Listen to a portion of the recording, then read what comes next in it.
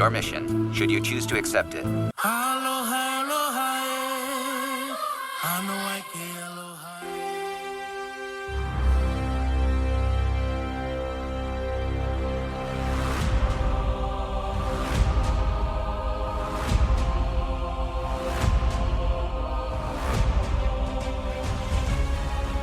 Hello there, everyone, and welcome to an all-new episode of Talking Smack, where we talk superheroes, movies, animation, comics, and much, much more. I'm your host, Josh Scar, and joining me, as always, is everyone's favorite hairless cat man. It's Alex. Alex, how are you doing today? I'm a little sad. I'm looking around. There's no audience. There's no Becky, no Ricky. My wife isn't here.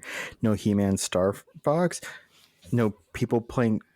I thought Cataclysm was our new home base, man. What's going on? Oh, if only we had the time to be able to do something like that. I don't have the time for that. I can't set aside like 3 hours every Saturday or Sunday to do something like that. But it would be awesome if we could just have a permanent setup there. That'd be great. Oh yeah, I was actually out with some friends yesterday. We were running Friends. Have you heard of apparently TikTok calls it like Friends? No, I've not heard of Friends. No. TikTok calls it like chore date or chore errands or something like that. It's where you pick, like, you and some friends all go run like chore errands together instead of just doing them by yourself. So we did that yesterday with a friend. That sounds like torture. It's actually really nice. I want to get my shit done. Well, we were picking my friend up because she wanted to get me some proper slacks, because she took me out to do an elitist activity, and apparently you're not supposed to wear jeans and a t-shirt while golfing. So we're going to go do that, and she's like, well, if I'm going to do that, we should probably also do this. And then my wife was like, well, let's also do this. And so we returned some stuff, picked up a few things here and there, got myself a shirt. Then we went up to Cataclysm where the lovely Doug was there, but he didn't check us out, unfortunately. Very nice gentleman named He's Brett. too busy organizing events and making sure you can't get into that Call of Cthulhu match still. Right. So actually that brings it up. We were there. My friend wanted some dice because she's getting into tabletop roleplay, and Brett was checking us. A nice guy named Brett was checking us out, and I asked him, I'm like, so how does the tables and stuff work? He's like, oh, are you Warhammer curious? And I was like, I do love Henry Cavill, so yes. And that's actually was my line. I was like, well, Henry Cavill's into it, so tell me more. And so he started talking to us about like how to be their tables are open like really on Saturdays. There's like open tables, which are really people are approachable, willing to teach you and stuff, and mentioned some other things. He actually explained about like how like the tabletop games like Pathfinder, Cthulhu, and D&D work, and stuff like how to meet a DM and join a group. It was actually really fun. But yes, now my friend, the friends I was with, every once in a while were like, I don't know how to tell you this, but I might be Warhammer curious. Henry Cavill does have some nice videos where he's painting them. But speaking of Cataclysm, thank you again to Doug and Kyle and the patrons who tolerated us being loud and obnoxious for 90 minutes or so. And then lovely. It was a fun time, and thank you to everyone who listened. The feedback for episode 200 has been fantastic. Mm-hmm. Absolutely love it. Hopefully we can continue to meet any kind of expectation. I don't think we're going to live up to that kind of chaos again until maybe episode 250 or 300, but we'll see. But Alex, let's get into the meat and potatoes of this episode. Mm-hmm. And everyone loves making a Barbenheimer, so I've decided to dub my day yesterday as Stitchion Impossible. Stitchion Impossible? Stitchion Impossible. Yesterday was my Friday, my kids' last day of school for the school year, so I decided to treat them out to lunch and took them to a movie, which obviously was Lilo and Stitch. They're still too young to appreciate other action flicks. We did get the Superman trailer, and I looked over at my oldest. I'm like, you going to go see that with me? She goes, no. And then we got the Fantastic Four trailer. She looks over at me and she's like, I want to see that. I'm like, but not Superman. There's Hawk Girl. And she's like, oh, Hawk Girl's in it? I'm like, yeah, maybe even a Supergirl. She's like, oh, then yeah, okay, let's go see Superman too. Fine, girl power, whatever. Oh, that's what I wanted to say. I was going to segue. That's what I was going to remember. I was getting gas earlier today, and there's a guy at the gas station who had a shirt that says, "You don't scare me. I have 2 daughters." And I was like, "Hey, dude, those are noob numbers. Get on my level with 3." Are you guys friends now? No, he's 60-some-year-old boomer that probably does not align with my political views. So he can just live his life and I'll live mine. Oh, I was hoping Josh was like, "Oh, wait, someone else who's a girl dad. Yay." No, I'm good just hanging out with my family and you guys. But yeah, I did a Stitchion Impossible, went and saw Lilo and Stitch in the afternoon, came home, did some dinner, put the youngest to bed, and then I went to the 8:45 Mission Impossible Final Reckoning. Isn't that your bedtime? I got home at 12:15 in the morning on Saturday. Oh my god. It was a long night. I even showed up to the movie's going to let out when it lets out, but like I got to that show at 8:55. Like I walked into my theater at 8:55, which is 10 minutes after the start time for like all the pre-roll and everything. It was a little ridiculous, but let's talk Lilo and Stitch first, since I know you have not seen Lilo and Stitch. I've seen Lilo and Stitch. It's very cute. You haven't seen Lilo and Stitch 2025. There we go. Yeah, the live action remake. All you know about it is that I just texted, "God damn it, Lilo and Stitch." That's all you know about my thoughts so far. Any questions you have before I start rolling into mine? No, they don't bump the lamp. Yeah, I was afraid of that. Okay, so how shot for shot of a remake is it? When Stitch is on screen, it's pretty close. Okay. But other than that, it's really only the opening sequence of the alien stuff. Mm-hmm. That's pretty much shot for shot. It just looks like a really bad late Xbox 360, early Xbox One, PS4 era video game cutscene. Mm-hmm. Like it doesn't look great. Do they incorporate any of the other stuff into it? Because there's like 3 Lilo and Stitch movies. You get an angel Easter egg. Okay. But other than that, there's not much. So basically they kind of ignore the continuity of the TV show and the extra movies. That I'm aware of, yes. Okay. You know, I love Sideshow Collectibles. They should be a sponsor. And they do have a really, really cool, like, hot toy Lilo and Stitch. Stitch. That is like $300 something bucks. And it looks, I mean, because it's, you know, it's an actual toy, but it looks like the attempt at photorealistic version that they did for the movie. Sure. Is the Stitch in the movie actually as realistic as they try? Because some of the trailer scenes, it's like it looks really super realistic, but then other moments it's very almost Space Jammy. So how well is the blend? I don't think it ever gets too bad, but he is obviously just not there. Oh, like they clearly either had a stand-in that people are like looking at, but no one's really touching, because if you touch it, it's going to fall over and you kind of lose your line of sight. But apparently this was also supposed to be a Disney Plus release, like Pinocchio, that they which is why it only got $100 million budget. Okay, so I guess next question, because I know the voice of Stitch came back. Chris Sanders, yep. Yeah. And I believe that that voice actor has done the voice for all the Stitch stuff. For anything last, Stitch, it is him, yes. Which I believe he was also the director for the original Lilo and Stitch. Oh, really? Huh. I think so. Let's double check that real quick. So I guess while you're looking at that, my only real question is, how much heart does it have? Because like the first one is, I mean, the whole like her doing the prayer for something sweet to like come in, like be her friend, and then it cuts to Stitch. You know, that's like iconic and lovely. Mm-hmm. And they did. There's some behind the scenes stuff where they had to reshoot some things because apparently the original ending, they were like flying like the jets through downtown a city, and they're like, well, we can't do that after 9/11.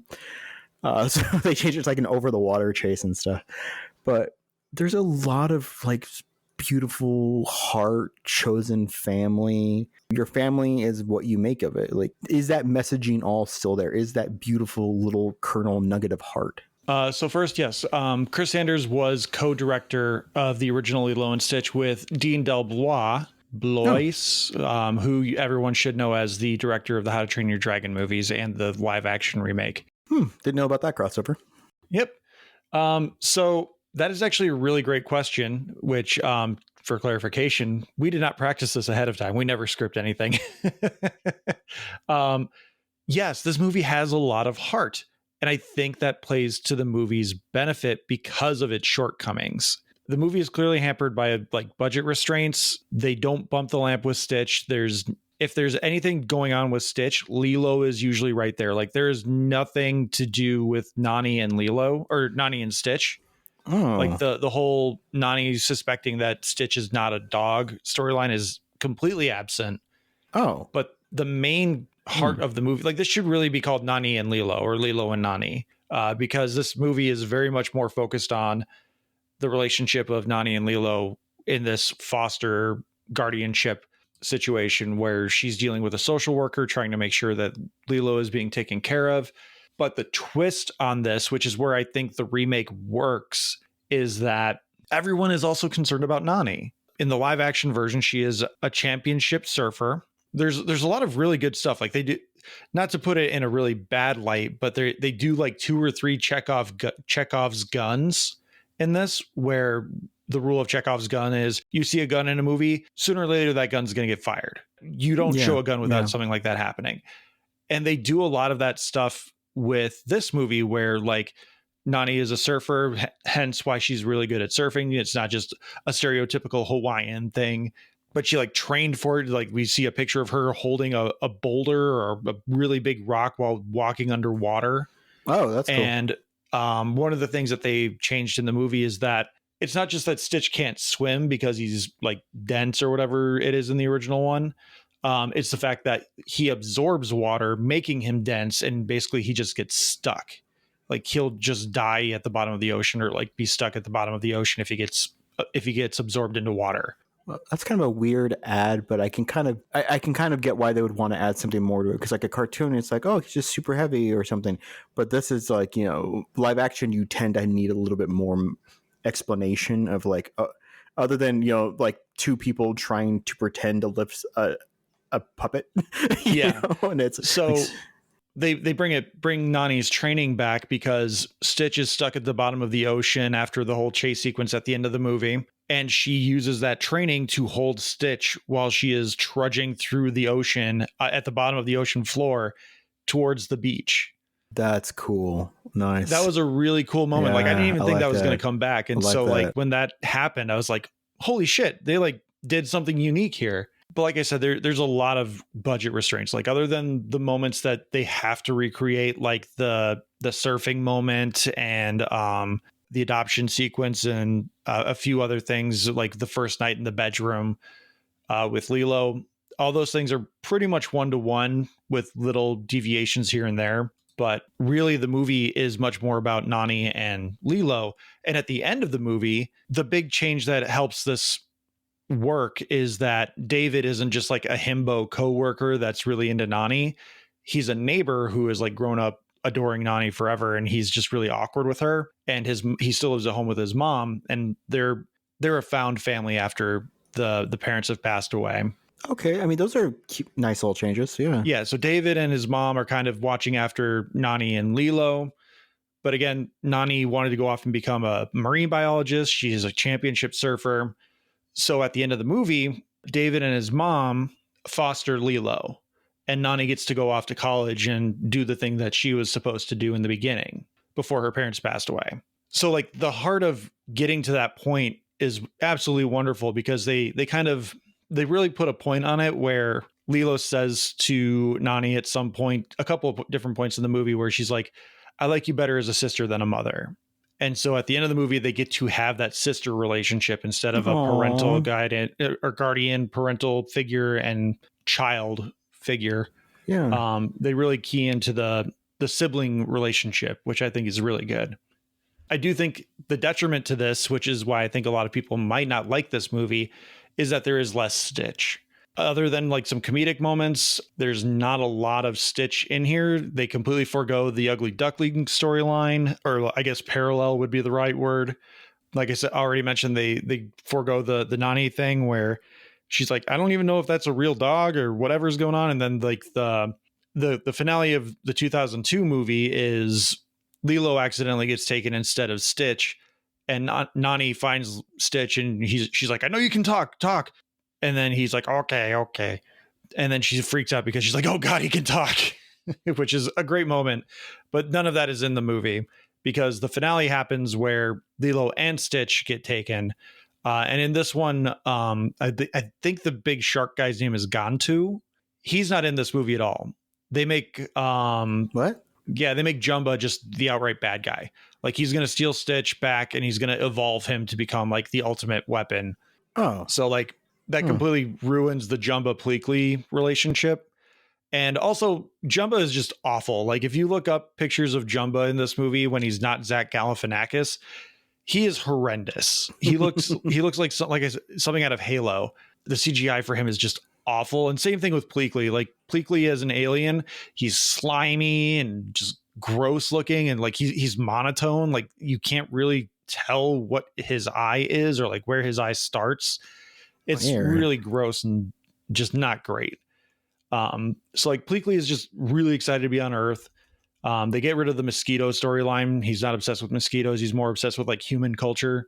Huh. And it's really just a one-sided relationship where Pleakley's like, hey, let's be best friends. Let's be partners. Let's ride or die with this.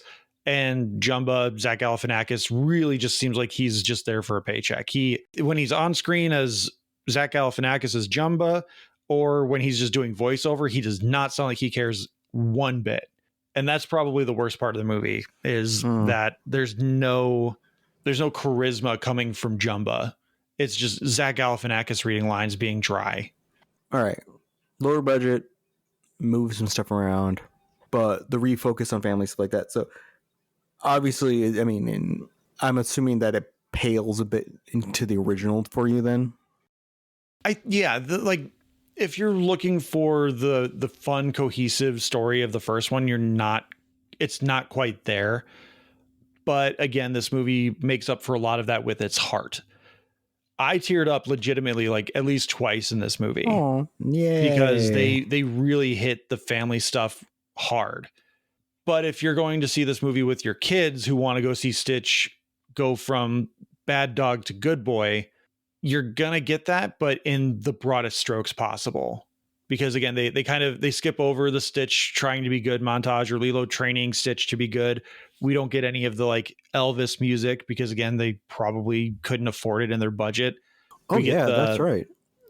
Yeah, there's no jukebox musical with Elvis tunes in this. You get the Devil in Disguise sequence, and then they don't use Hound Dog for the record player bit. I forget what song they play. It's still an Elvis song, but it's a much cheaper song, I'm assuming, in terms of like paying for rights and royalties.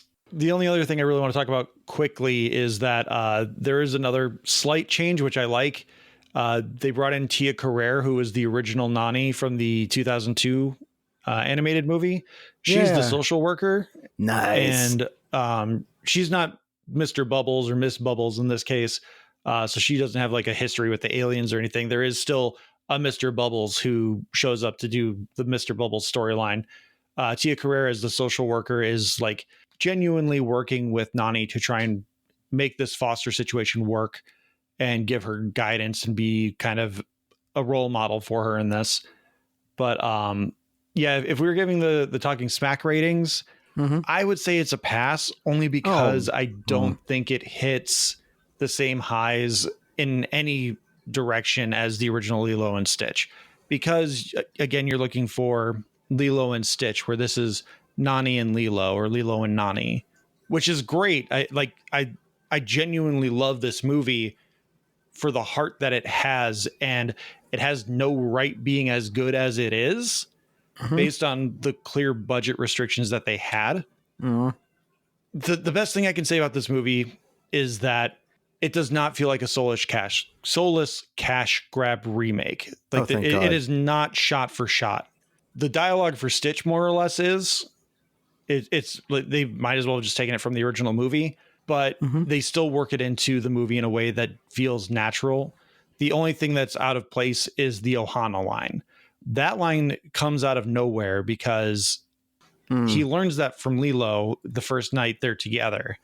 And if I remember correctly, Lilo only ever says like Ohana means family. She doesn't give him the whole thing. Because he even goes to the like, our family is small and broken, but good. Yeah, still good. Because that is a line for line repeat from Lilo earlier in the movie. This time he just says it of his own accord. One more question, and this is very important. Does Stitch go surfing at any time? Oh yeah, that's okay. Because the surfing sequence is still there. Because you did mention the underwater part, but I was just like, the surfing was like, that was like a huge part of it. Like they're always, like teaching Stitch to surf and stuff like that. Yeah, that's Stitch's turning point moment where he starts kind of recognizing that he can be good and that he has feelings for Lilo and this new family that he's creating or he's being welcomed into. Okay. Yeah, that's still there, but I think the moment is not played the same because if I remember correctly, Stitch in the cartoon, in the animated movie, is like sitting at the bottom of the ocean, seeing that everyone's freaking out because of what he was doing to Lilo. And Lilo's in danger because of him. Whereas in this one, Lilo's still getting drowned by Stitch, but David goes and saves him. And then they like take her over and she's like knocked out. And they have that hospital moment where like they have to take her to the hospital because she almost died. And that's a tipping point for one of the things that gets her into the conversation of getting her into foster care, because one of Nani's things she has to do is get insurance, which I know is huge in the things that are important to kids. But as an adult, you kind of understand the importance of it. So when Nani has to take Lilo to the hospital and she still doesn't have insurance for Lilo, then you're like, oh, damn. And your heart breaks for her because obviously the American health system is fucked. So. Oh, that's sad. I'll catch it when it comes on to Disney Plus. It's real home. It's a pass with a recommend if you enjoy family. Like if you grew up watching Full House, Family Matters, most of the TGIF stuff, expect that kind of story where it's really shallow, but if you're invested in the family stuff, it'll still hit you in the right place. And at least it's not a soulless cash grab of attempt like we got earlier in the year. We might get a little bit later in the year from Universal with How to Train Your Dragon, which I'm hearing is getting good reviews, but I'll believe it when I see it. I mean, how can it not get good reviews? It's the same director, same director, same movie, in it, and it's scene for scene remake. I don't know. That movie, it looks ghoulish to me. Like it looks like it was made in an AI filter. It does. It looks really off. It's bizarre, but we'll see. I mean, at one point they took Psycho and they remade Psycho shot for shot, and it didn't work. So we'll see. Final thing I'll say on this is probably a top 3 or 4 Disney live action remake in terms of quality, because it tries something new. It doesn't just do a shot for shot remake. It adds something to the story, even though, again, it's sacrificing a little bit of the magic of the original. But that's also, I think, partially because of budgetary restraints, because they can't have Stitch in every shot. So for what this movie was allowed to do, what they were able to do, I think is admirable. And I praise this movie a lot for the heart that it brings to the screen. Makes sense. The director and the script writer knew exactly what they were going for with it. For the most part, it worked. I don't think it's going to be as entertaining for kids because Stitch is not as on screen as he is in the original, but there is a good heart to this movie, and that's the best thing I can say about it. We're going to hear from one of the best things we can say about any day of the week. That's the lovely Dan Antonio at the Cultworthy. And my brain really just saw a C and went casting views. But no, it's the Cultworthy. Another really great part of your day, because Antonio and those velvety tones of his Can't go wrong with it. Every Thursday, if I remember correctly, unless that's Back to the Balcony. Either way, we have a link to the Cultworthy in our episode description, and you're going to hear from Antonio now. And when we come back, we will talk the second half of Stitchion Impossible, Mission Impossible, The Final Reckoning, because they say it twice in the movie. The Cultworthy Podcast. Join me, Antonio Palacios, each week as I guide you through a never-ending sea of obscure cinema and cult-worthy gems that deserve a rediscovery. Find me on all listening platforms and at thecultworthy.com. The Cultworthy Podcast. Join us. It's like silk in my ears hearing Antonio talk. I can't not listen to him. Or as what is it from The Matrix Reloaded? It's like wiping your ass with silk. That doesn't sound pleasant. Sounds better with a French accent. Yeah, and most things do. So yeah, definitely check out the Cultworthy, and we're gonna dive into Mission Impossible: The Final Reckoning, the supposed final Mission Impossible movie, at least the final one with Tom Cruise. Alex, I'm gonna let you take the reins on this because I have been. Is it chomping or champing at the bit? Champing at the bit, waiting to hear your thoughts on this movie. You saw it Thursday night in an advanced screening, and you were bragging that you weren't going to get previews, and yet you told me that there were 25 minutes of previews. Oh, I am legit debating a class action lawsuit because I went to Reddit after. I have screenshots, and so do you because I sent them to you, and so do other people on Reddit. Because 2 p.m. AMC IMAX fan exclusive event, you got a poster. The poster is really cool. It's like 12 by 16, has on the and really nice print card print. On the front side, it has, well, I mean, it's two sides, so whatever. One side has the poster for Mission Impossible 8. The other side has the trailer, the poster for Mission Impossible 1. It's the poster really has a cool. trailer? Yes. I get there on time. It was my birthday this month, so I actually got I got a large popcorn. I got a large bucket of Seagreens, a large Seagreens ginger ale. I sat down. They did I filmed for IMAX pre-roll thing. I'm like, oh, cool. I haven't seen this. I know this movie was filmed for IMAX. I didn't realize that a special little beginning for it. 24 minutes of fucking trailers. I got up at one point. I'm like, you know what? Screw it. I apparently have to pee now because I drank half the soda. Came back, still doing trailers. I go to Reddit after the movie's over. And I look at the fan event thing, and there are people there bitching that their AMC showing had trailers, and it specifically said no trailers. So I think I have a class action lawsuit on my hands, my friend. They did this to a lot of people, and I am pissed because I bought $18 tickets for no trailers, and I saw them all before. So I was pissed going into this movie. But the Superman trailer. Superman trailer was fine. Fantastic Four trailer was fine. They're all trailers I've seen before. Anyway. Oh, I mean, I know I do this every time. That Smurf movie looks atrocious. That Smurf movie looks weird. It looks awful. That trailer, wasn't there a lawsuit recently about how you can't, or like putting different scenes or weird cuts in trailers that aren't actually in the movie? Didn't they make that like illegal? Like the team that filed that lawsuit about the Ana de Armas thing in Yesterday, they won, right? Yes, they won a little bit of money. That's it. So like that sets a precedent that you should not be able to alter your trailer in any way.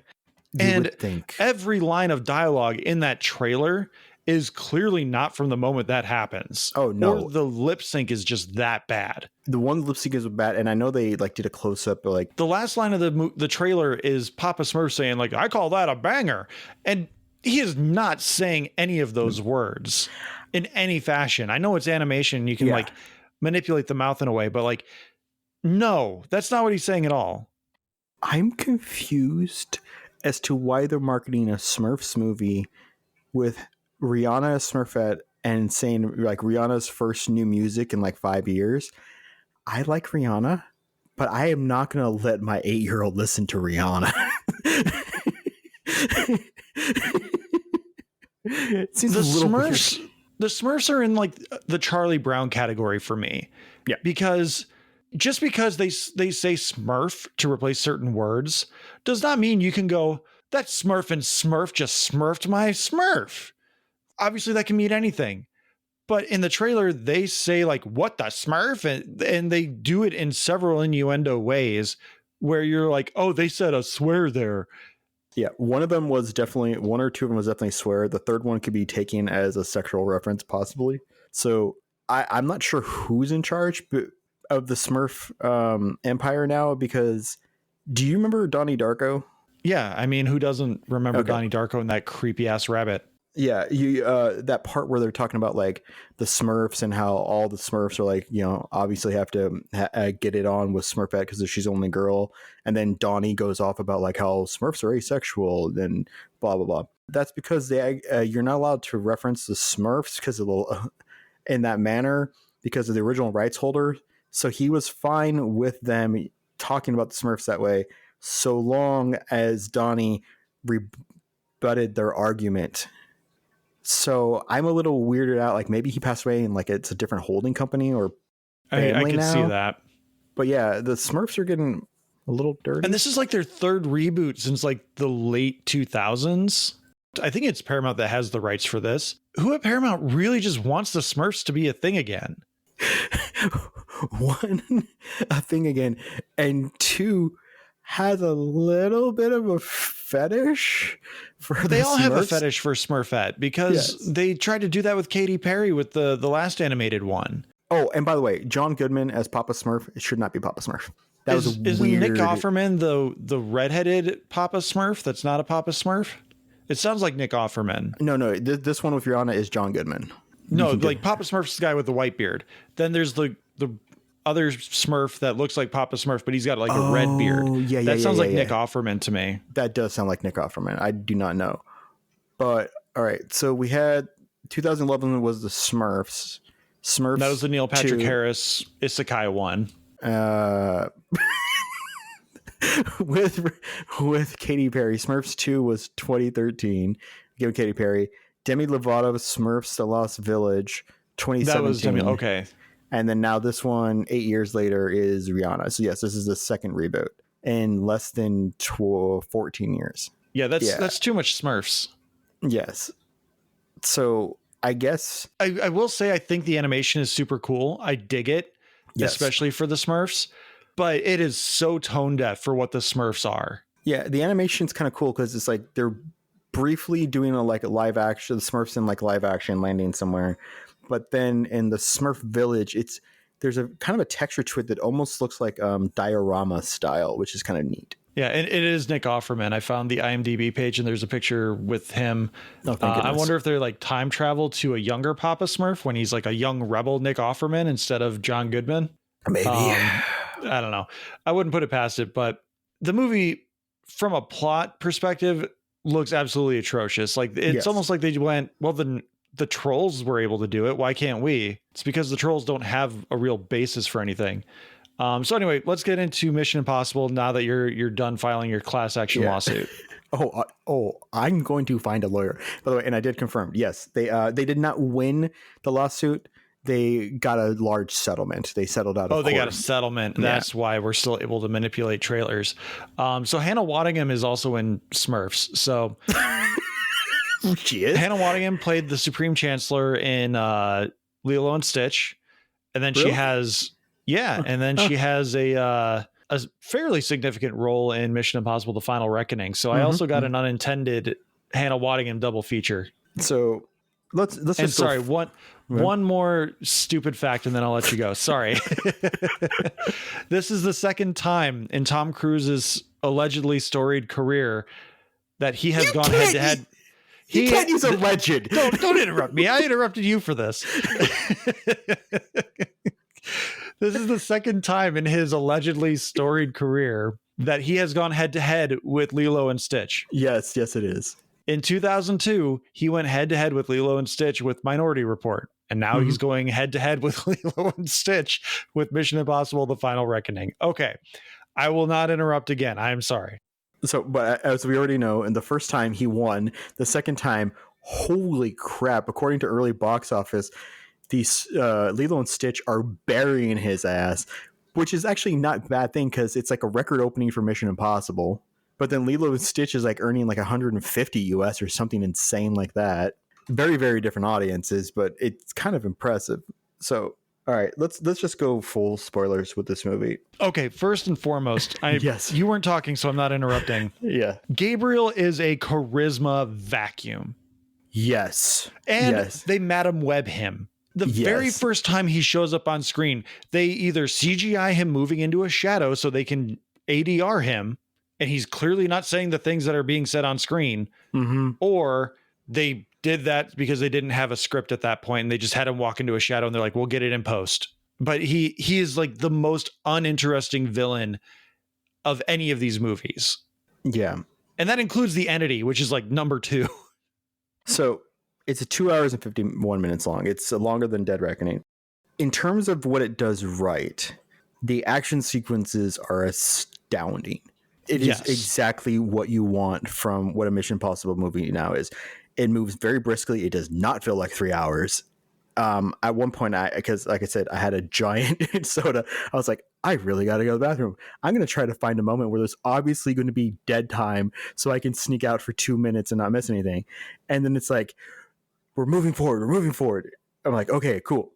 So there is no story to this movie. There just isn't. I don't know what the intention of the story was.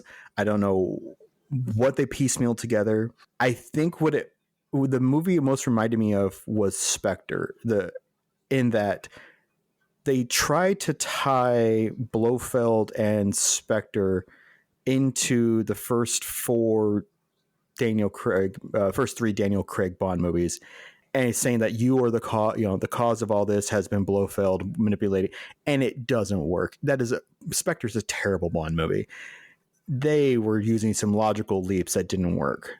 I think Mission Impossible, in a manner of somewhat tying together the previous 7 movies, works, because they don't do like this big weaving thread of it was the Entity this whole time. It was more like little morsels of this person was working on this thing. This person comes back. It's kind of weird that this person is back, but that they explain what the rabbit's foot is, which I actually kind of appreciate as an FU to J.J. Abrams, because J.J. Abrams likes to create mystery boxes and then purposely not explain them. Yep. But the story is in the trailer. Tom Cruise, to defeat the Entity, must go to a submarine, must battle in the air, and that's really the story. There is some great scenes with Hannah Waddingham. I think she did great. Angela Bassett, bless her, should be Oscar winner. Angela Bassett, yes, because she sells her moments. Nick Offerman, I'm like, why the F is Nick Offerman in this? And then Nick Offerman has a scene where I'm like, that's why Nick Offerman's in this movie. But everything else is just it's just fluff. They're doing things because the Entity expects them to not do them, but the Entity also expects them to do it.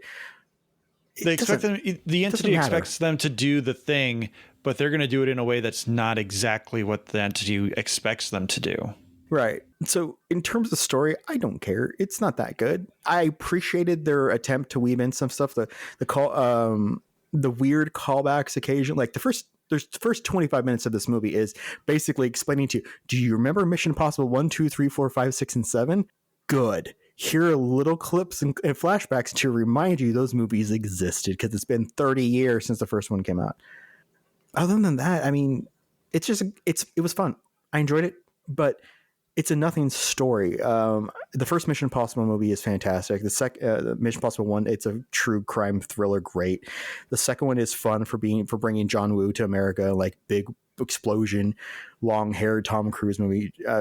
The third one gave J.J. Abrams a directing career, but hey, Philip Seymour Hoffman was a badass. Then we got was it Brad Bird for the fourth one, I believe? Brad Bird, yep. Doing live action. Badass Brad Bird. You directed a great movie. That I don't remember which one that one was, other than I had the giant tower. Ghost Protocol. Yeah. That was the Dubai Tower, yeah. Yeah, badass. And then Christopher McQuarrie took over the last 4, which Christopher McQuarrie can frame action great. I don't think he does story nearly as well. I think he and Tom basically agree on a structure of, so things happen and then they literally write, you run and then we try to kill you. Good luck. Because I can't remember the storyline of 5 and 6. The 7 I just remember because Haley Atwell is a freaking adorable, And I actually bought some of what they were doing with the entity in that one because they played with the technology, the manipulation. I think some of those scenes were good. This one, the entity is a non-entity, really. It's weird. They don't mess with that anymore of it manipulating. It's the society manipulating live footage. They just kind of gloss over all of that because we're off the radar now. We're like in areas where there's no cameras and hiding. Yeah, no, that doesn't work. That doesn't work in terms of making the entity scary, other than the constant countdown of the entity is hacking our nuclear mainframes and taking over. That's an existential threat. That is not a personal threat to the crew. That's why I think this story failed a lot for me. I can agree with all of that. The biggest flaw of this movie is that it takes Ethan away from the ensemble, and he just goes and has a bunch of really good scenes with a bunch of cameo actors. I mean, actors who are doing cameos in this big Tom Cruise movie, I should say. Yeah. Because like the first 20 minutes of the movie, it never feels quite like a Mission Impossible movie, because to me, there are two, maybe three big things for a Mission Impossible movie. They're an ensemble movie, Tom Cruise interacting with at least like 3 to 4 people in a group, and they're trying to do a mission. And the other thing is, which goes hand in hand with the ensemble, is it's a heist movie. Almost all of them are heist movies in some sense. Yeah. This one isn't a heist movie. It is a get the MacGuffin to the thing, acquire new MacGuffin, get that MacGuffin to a thing, stop the gate from closing. Essentially, the laser beams hitting the sky, things are coming through, and we have to close the gate. That's essentially the story, just done in a different way, and with a spectacular biplane fight alongside of it. Tom's Ethan is never engaging with his crew. The only time he's ever engaging with his crew is so he can mac on my lady, Haley Atwell, and like make googly eyes at Benji every now and again. He has no other interactions with his crew, and that's a big detriment to the movie. As much as I hate talking about how much these movies are like, well, Tom Cruise is just the greatest person ever. Ethan Hunt is just, he's mankind's greatest hope. And Haley Atwell is given those lines to a T, where a couple of different times they are presented with Tom Cruise. You could maybe control the entity and you could take over and make the world a better place because you're incorruptible. You can't let the AI just disappear because the internet's going to disappear if we get rid of the AI at this point. And Haley Atwell just lays it on thick about how amazing he is, even though she's known him for 9 weeks. To be fair, when you were in love with your wife, didn't you know she was amazing after 9 weeks?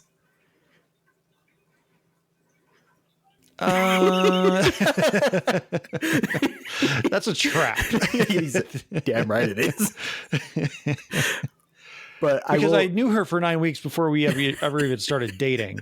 Whereas she knew Tom Cruise for like 72 hours, and she was jumping off a train for him and putting her life in danger for him.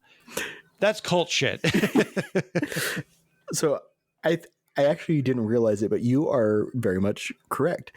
One of the failings of this movie is that they continuously separate Tom from the rest of the crew, because it doesn't work for me that he keeps telling Benji, "Oh, Benji, protect your crew. It's yours now because I have to go do X," which is the same kind of reason why the last John Wick movie didn't particularly work for me, because John lost his agency and became a tool of Winston. And in this movie, it seems that by moving Tom from the heist aspect, Ethan from the heist aspect, and having him isolated, that does remove his ability to bounce around other people, and that coolness, that heist factor of we're doing the job and everything starts to click and people are moving in their own accord to doing X and Y and all that stuff. So yeah, that did feel off, and that does explain a bit more as to why it didn't feel right. I still enjoy, like, that submarine scene, the entire that submarine sequence is fantastic. It's almost like Tom Cruise saw that sequence from Mission Impossible 6, the Henry Cavill one, where they have that shot of the bad guy from Mission Impossible 5 like get flipped in the truck and the water coming at him. Like that's an iconic shot. Oh, it's great in any movie. Yes. But especially for a Mission Impossible stunt. And Tom went, let's do that in a whole room. And we're just going to do the Inception spin, but we're going to do it with water and me in a wetsuit and a scuba set. I do think that there were cool sequences in which the editor, directors, whatever, did fight scenes together to show that the crew and Ethan were struggling at the same time. Like he was getting attacked while doing that running thing on the submarine, and the flashing back and forth between him fighting and that barn on the island house on fire, those fight scenes all happening at the same time. That was really cool. I enjoyed the way the framing was beautiful. Like one person goes to get like, is going to be stabbed and they dodge. And then it cuts like Ethan dodging his being stabbed. Ethan grabs somebody to flip somebody. Benji's getting flipped onto the ground here. And that was great. But really, I don't have a whole lot to say about this movie other than it was enjoyable. And I'm kind of ready for it to be over. Like I may go see it a second time because I just super enjoyed the sequences. The tension of the submarine and the biplane. I didn't realize this, but Gabriel, that actor as well, was in the plane too. I mean, I knew Tom was up there, but they actually learned their fight choreography together of how to battle their planes while also battling each other on planes. The sound design of that sequence and everything is fantastic. But I'm glad you brought up the submarine fight, the knife fight that he has on the submarine, which you can kind of see in the trailer. That was the moment I realized that this movie is so deadly serious, because there's like 2 jokes in this movie besides when Benji is on the verge of death and he keeps fainting and they keep passing that off. When Tom is getting attacked on the submarine, he says, "You're spending too much time on the internet," because the guy who is attacking him is part of the entity's cult of personality, which makes no fucking sense other than they went, hey, QAnon, the Cheeto Man's group of people, like people are willing to do stupid things for stupid shit. Yeah. Let's just do something like that. And Tom just yells at him. Ethan yells at him like, "You're spending too much time on the internet, Matthews," whatever the guy's name is. Yeah. And like, that's like the only joke. And that was the moment I realized that he has not really engaged with his crew other than, again, making googly eyes at my lady.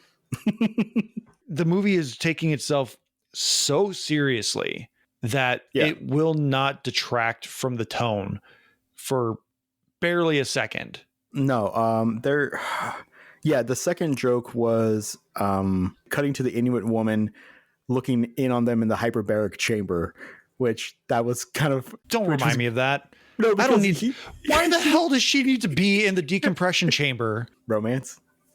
No. The Fifth Element rule? And I mean, gratuitous cleavage shots and everything in there too. Like, so much bullshit happening with this relationship. Hey, it's Haley Atwell. It's not gratuitous. Facts. But when she's doing it to Tom Cruise, it's gratuitous and it's gross. Fine. I will remind you of the other joke that the lovely actress had. She explains to Grace how to move the sled dogs, and then Grace is like, "Why aren't you going to do it?" And she mimics, "I'm going to sleep," and then climbs onto the sled and goes to sleep. Yep. There's the 2 jokes. I'm sure there's another one in there, but for the most part, like this movie has no time for jokes. No. But they do have time to say the name of the movie twice. Yeah, the entity both says by it Gabriel. Once. Gabriel says it at one point. He says, "This is the final reckoning." I think it's after we get the reveal that he's no longer working for the entity. Yeah, and he's then been thrown out. He stands when he reveals himself in the cave before the big climactic plane battle. He's like, "This is the final reckoning, Ethan." And I'm just like, this isn't 1989. You can't say the name of your movie like that. It's so bad. Let's talk about Gabriel real quick. Gabriel was basically the face of the entity. The whole, like, this is written, this is, in stone. Tonight somebody will die. The entity told me. And he killed Tom Cruise's girlfriend in the 80s. And Yes. that was essentially, and that's kind of the main point of this movie, is that all these breadcrumbs have led to this moment. So like Gabriel killing Tom Cruise's girlfriend in the 80s led to him joining the IMF. And the first mission he had with the IMF is the Black Vault, or whatever that one was called. The knock list. Yeah. The knock. Yeah. And he gave the guy who created the vaults that held the knock list and everything. He gave him the shits, and that guy ended up getting dismissed and sent off to a remote island just below Alaska. And then he met his wife, and that is the thesis of this movie, is the "for those we'll never meet" line that he and Luther say like 20 times in this movie. Yes. Is that even though he did something wrong to this man to complete a mission, it still turned out okay for him. And because they finished their mission, and because they finished all their subsequent missions, there are people and butterfly effects that have influence things for the positive, and Ethan's just the best man ever. But yeah, Gabriel, charisma vacuum. Let's continue with that. Yeah, it's weird. Like, I don't know if it's just what they wrote for him or what, but whenever he's up there is no selling of these lines. Even his death, where he's like, "I'm the only one with a parachute, Ethan." It should be like kind of like an over the top 90s bad guy moment, and instead it's just said very offhandedly, just very flat. I don't know if but that's that death was very 90s and fantastic. Oh, that was great. That death was straight out of True Lies. It's straight out of Mission Impossible, because it is fairly reminiscent of that elevator death that we see like three times. They show that like once in the opening sequence. They flash back to it once when Ethan's like recapping his career, and then we get it again like one other time when they're I think when they're talking with the guy from the vault. Yeah, and they show him like dead again, like 3 times, to remind us that there was a really graphic impaling of a man's face in one of these movies. Yeah, I mean, Emilio Estevez had more scene time than that moment, but that's the one we all remember. When it comes down to it, there's amazing action sequences. They put a very, very my type of wrapping paper around this franchise. There's way too much tape. It's not smooth. There's a lot of bubbles, and you can probably read part of the box label on it. Tom Cruise is going to save us all. But love, Alex. Yeah. Allegedly. Yeah. And I still don't get that ending. Okay, so the very end of the damn movie, like very final scenes, it's back to business as usual. Yeah, not even that. They're not even in a frame together. Well, okay, because Tom cannot be with his squad in this movie. Okay, like that is the other thesis of this film, is that Tom has grown. He is beyond the IMF. He is beyond his squad now. He is just a one-man army who can influence anyone just by asking them. So there is the entire squad shows up. He sees Benji in the distance. They kind of nod. He sees that other guy whose name I don't remember. They kind of nod. He sees Mantis. They nod. Grace Haley Atwell walks up, hands him the MacGuffin. They kind of eye fuck briefly. She wanders off. He looks at everyone, and it's like that the Family Guy joke from Return of the Jedi, where they like look and the little trump sound, the trumpet sound, like murr, murr, murr, to each other. It goes on and on and on. Trombone, that's what it was. The trombone of murr, murr. And then they all walk up. Yes, it is business as usual. It's fine. Okay, it's fine. But I kind of wanted a hug, or bring back Michelle Monaghan again, of like, okay, he's wandering off with her or something. I don't know. It's middle of the road Mission Impossible in terms of story. It's great for action. I think this is the second or third worst one. Okay, there's only 8, so middle of the road could be second or third worst. Yeah. Crap. Now I need to look at the damn Mission Impossible movies and see which. Oh, I will say, random thing.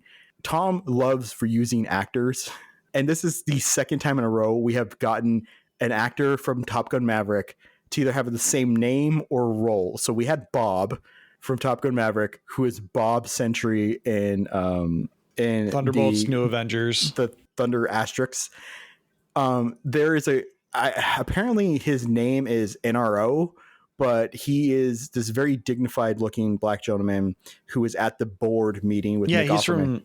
He's from, oh no, sorry. I'm thinking of the guy from Severance, the captain of the submarine. No, this is Charles Parnell. He is the rear admiral from Top Gun. His name is Warlock. He talks very seriously. It's this very deep, beautiful voice. And in that one, he's the guy from the trailers who says the line like, Maverick was cleared of all charges related to Goose's death or something like that.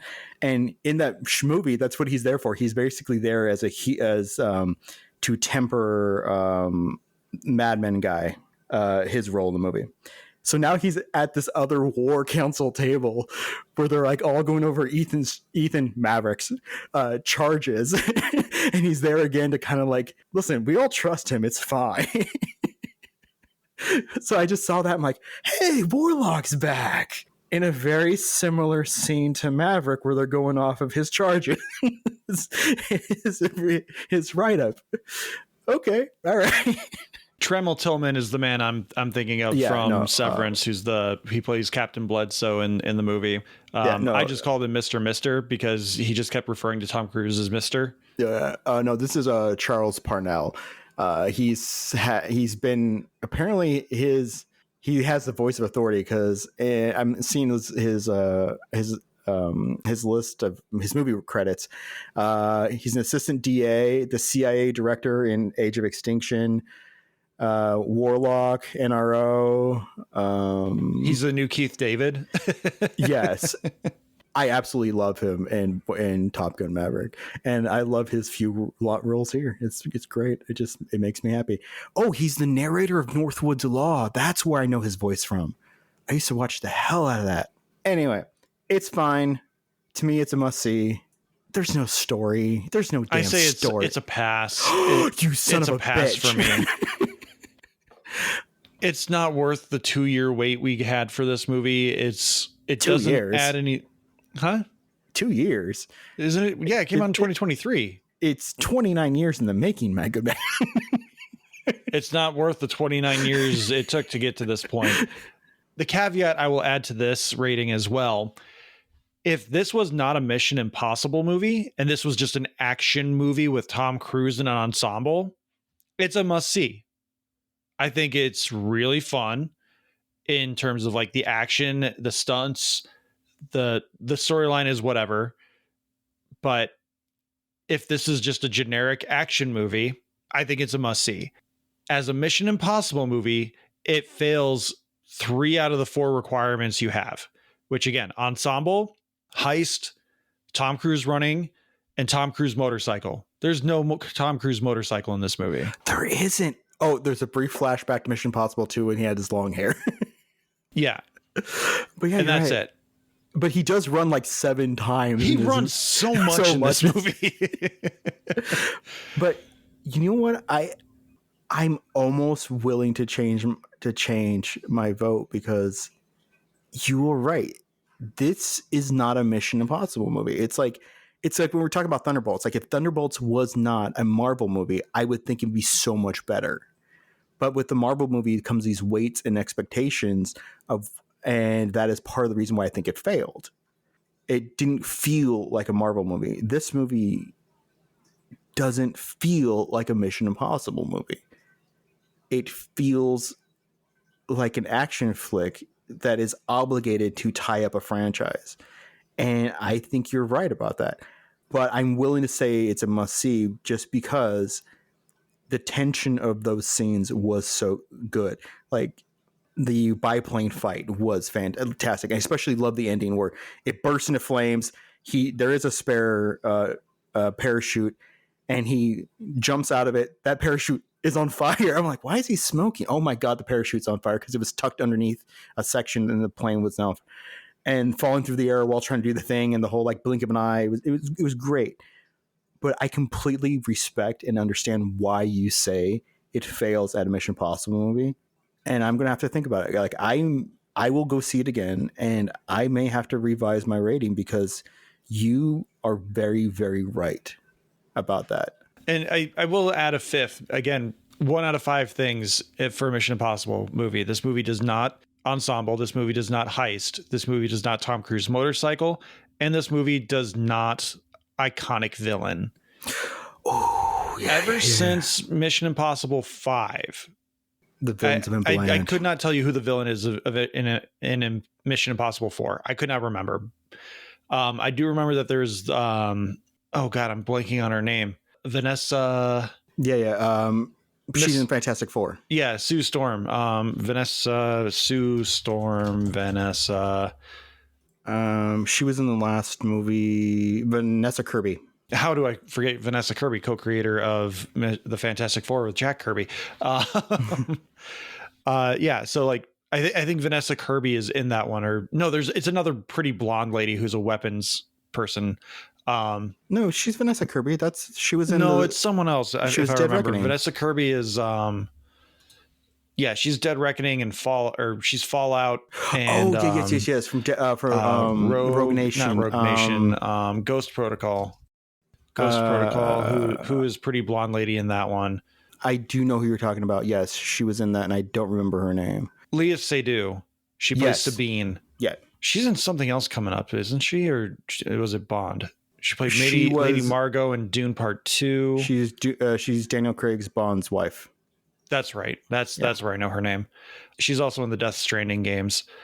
Yes. Yeah. So like, I remember Leah Seydoux, although I don't remember the character that well because they supplement her just like they would supplement all the pretty brunette ladies. But there's no supporting iconic bad guy in these movies as well. In this one, at least. Right. Whereas you had Palm two- Clementif in Part 1. Yeah, you had the bad guy in Part 1. No, wait. In the first movie, you had his boss. The second movie was that villain, that great villain guy. The third was Philip Seymour Hoffman. The fourth was... And I mean, second movie is also Emilio Estevez, isn't it? Or is that the first one? No, Emilio Estevez dies in the first one. Okay. The second one is that great villain who wants to use that that infectious disease poison thing. And Anthony Hopkins is in it.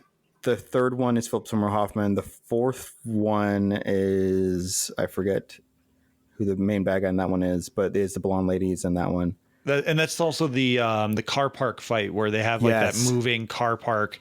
And 5 and 6 are basically Sean Harris, with Henry Cavill supplementing at the end as like a twist villain. Yeah, and those are fantastic. But you're right. This Entity Gabriel thing just fails to be compelling. So yeah, no, you're right.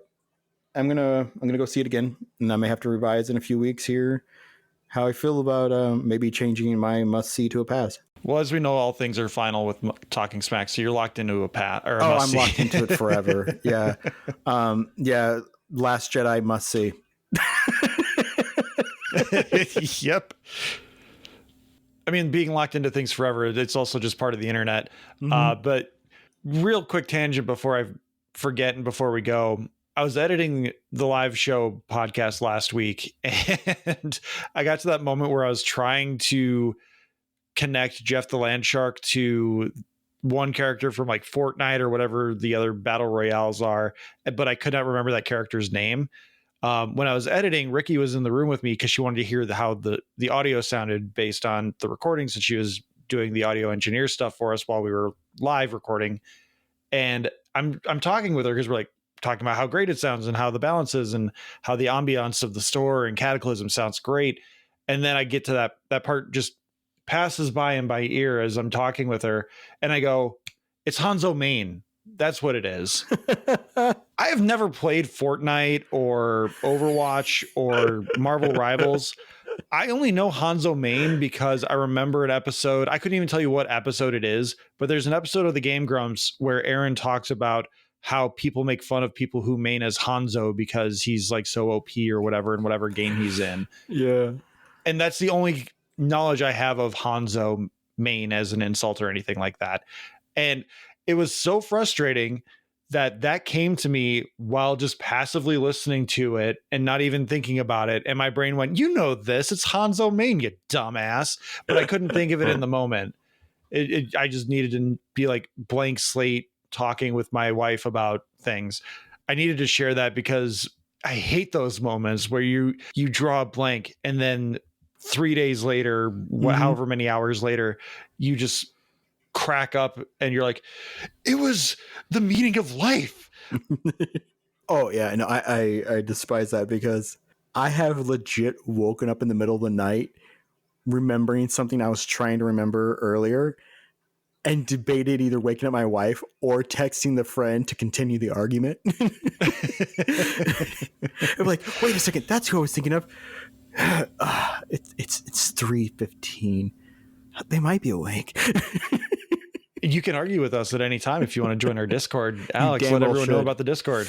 It's tsnackpod@gmail.com. You should get in there. You should argue with us, and you should let us know, one, how much is surfing important to the Lilo and Stitch movies? And two, isn't it really cold under the sea? Because it's that under much cold.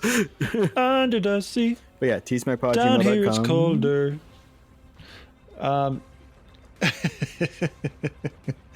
You can also find the Legolas meme that I found dug through my Discord or my Facebook memories. When you posted that, I laughed so hard because it's so stupid. I posted that in July of 2012. That was literally before I started dating Ricky. Is how old that meme is. And you still love it. My favorite meme ever. Mantis, Palm Clementif. I love her. She's so fun. She's just a sweetheart in these movies. I mean, she's evil assassin, but you know what I mean. She kills people. Join our Discord. The link is in the episode description below. You can find us at Talking. Rebecca screwed me up so badly now. I'm thinking about how she messed up all these things that I was like, hey, Rebecca, it's fun, do it. And she's like, follow us at Talking Smack Podcast. I'm like, no, that's not it. Follow us at Talking Smack Pod on all the social media platforms, Blue Sky, Instagram, Threads, Hive Social, Facebook, YouTube, and TikTok. Email us to tsmackpod@gmail.com. Thank you to Leo Allen for our musical themes. Thank you to Beppo for our avatars. Thank you to Joy Fitzgerald for your wonderful thumbnails and the episode thumbnails. Please like, subscribe, rate, review on your podcatcher of choice. Hit that like button. Alex, what should people be watching? Also, take care. Watch Star Trek. I can't protect you. That's why I need you to leave. Ohana means family. Family means nobody gets left behind or forgotten.